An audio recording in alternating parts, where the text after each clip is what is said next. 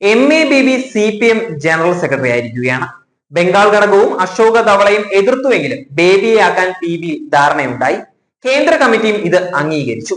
വോട്ടെടുപ്പില്ലാതെയാണ് അംഗീകരിച്ചത്. PBയിലെ ഭൂരിപക്ഷം കേന്ദ്ര കമ്മിറ്റിയിൽ എത്തിയപ്പോൾ എതിരില്ലാതെ തെരഞ്ഞെടുപ്പായി. MABB, അശോക് ധവള, ആന്ധ്രയിൽ നിന്നുള്ള BV രാഘവലു, ബംഗാൾ സെക്രട്ടറി മുഹമ്മദ് സലീം എന്നിവരും ജനറൽ സെക്രട്ടറി പദത്തിലേക്കുള്ള സാധ്യതാ പട്ടികയിൽ ഉണ്ടായിരുന്നു. എന്നാൽ വിശാല മതനിരപേക്ഷ ജനാധിപത്യ സംഘം വേണമെന്നുള്ള നിലപാടിനെ എതിർത്തത് ആന്ധ്ര ഉൾപാർട്ടി പ്രശ്നങ്ങളും രാഘവലുവിനെ പ്രതികൂല ഘടകങ്ങളാക്കി. അടുത്ത വർഷം തെരഞ്ഞെടുപ്പ് നടക്കുന്ന ബംഗാളിൽ ശ്രദ്ധിക്കാനാണ് സലീമിന് താല്പര്യം. ഇതിനൊപ്പം കേരള ഘടകത്തിന്റെ മേൽക്കോയ്മയും ബേബിയെ തുണയ്ക്കുകയായിരുന്നു. EMSന് ശേഷം കേരള ഘടകത്തിൽ നിന്നും ജനറൽ സെക്രട്ടറി ആകുന്ന മലയാളിയാണ് MABB. മലയാളിയായ പ്രകാശ് കാരാട്ട് ഡൽഹിയിലെ പ്രവർത്തന മികവിലാണ് നേരത്തെ ജനറൽ സെക്രട്ടറി ആയിട്ടുണ്ടായിരുന്നത്. അതായത് CPM ജനറൽ സെക്രട്ടറി ആകുന്ന മൂന്നാം മലയാളിയാണ് MABB. പോളിറ്റ് ബ്യൂറോയിൽ നിന്ന് പ്രായപരിധി കാരണത്താൽ വിരമിക്കുന്നവരിൽ പ്രകാശ് കാരാട്ട്, വൃന്ദ കാരാട്ട്, മണിക് സർക്കാർ, സുഭാഷിണി അലി എന്നിവരുടെ സേവനം തുടർന്നും പ്രയോജനപ്പെടുത്താൻ എന്ത് സംവിധാനമാണ് പാർട്ടി ഉദ്ദേശിക്കുന്നത് എന്ന് വ്യക്തമാക്കേണ്ടതുണ്ട്.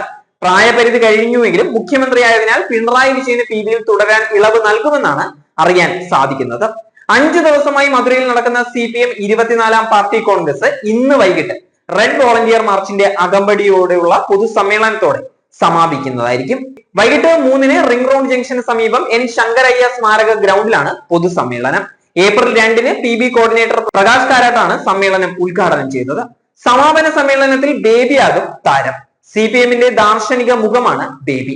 സാംസ്കാരിക മേഖലയിലും മികവ് കാട്ടിയിട്ടുണ്ട്. എന്തും വഴങ്ങുന്ന ഓൾറൗണ്ടറായ ബേബി എന്നും CPM പ്രത്യയശാസ്ത്രത്തെ മാത്രം മുറുകെ പിടിച്ച വ്യക്തിയാണ്. 2 തവണ രാജ്യസഭാ അംഗമായി ഡൽഹിയിൽ നിറഞ്ഞിട്ടുണ്ട്. EMSന്റെ സഹായിയായി പ്രവർത്തിച്ചിട്ടുണ്ട്. VS അച്യുതാനന്ദൻ സർക്കാരിൽ വിദ്യാഭ്യാസ മന്ത്രിയായിരുന്നു. രണ്ടാം മുണ്ടശ്ശേരി എന്ന പേരും ബേബിക്ക് കിട്ടിയിട്ടുണ്ട്. EMSന്റെ സന്തത സഹചാരിയായിരുന്ന ബേബി പിന്നീട് VSന്റെ വിശ്വസ്തനായിരുന്നു.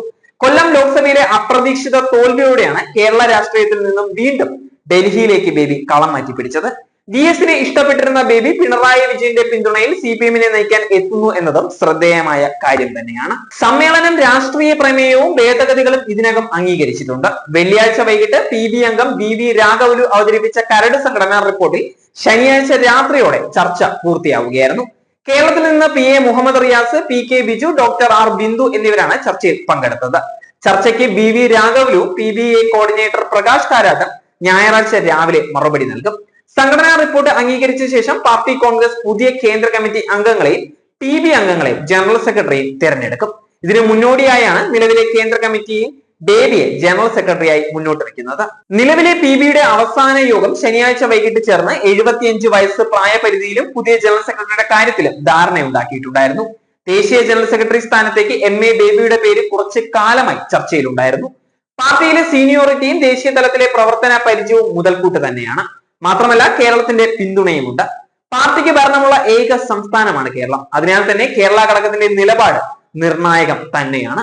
അതിലുപരി മുഖ്യമന്ത്രി പിണറായി വിജയന്റെ നിലപാട് ഏറെ പ്രാധാന്യവും അർഹിക്കുന്നുണ്ട്. പിണറായി കഴിഞ്ഞാൽ പോളിറ്റ് ബ്യൂറോയിൽ സീനിയർ MABB തന്നെയാണ്. ബേബി SFI ദേശീയ പ്രസിഡന്റ് സ്ഥാനം ഒഴിഞ്ഞപ്പോൾ പിൻഗാമിയായത് സീതാറാം യെച്ചൂരിയാണ്. ചർച്ചകൾ മുന്നോട്ട് പോകുന്നതിന് ഇടയിലാണ് സംഘടനാ റിപ്പോർട്ടുമായി രാഘവലു ശ്രദ്ധയിൽ എത്തിയത്. ബംഗാൾ ഘടകവും രാഘവലുവിനെ പിന്തുണയ്ക്കുന്നു എന്നുള്ള സൂചനകളും ലഭിക്കുന്നുണ്ട്.